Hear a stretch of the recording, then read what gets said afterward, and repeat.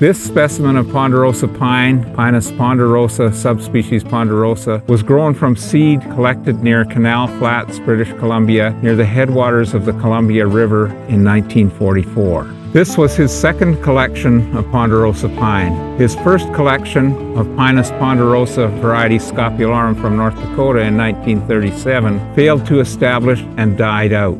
There were originally 4 trees in this grouping, but the other 3 eventually died due to repeated winter injury. This tree has survived, but is not as well adapted to the conditions as trees of Pinus ponderosa variety scopularum growing in the Forestry Farm Park in Saskatoon. This collection was facilitated by A. Griffin, Chief Engineer of the Natural Resources Department of the Canadian Pacific Railway. The Columbia subspecies of Ponderosa pine is native from the interior of British Columbia through Washington, Oregon to Northern California, Idaho, and western Montana. The needles are quite long, bright green, and borne in bundles of 3.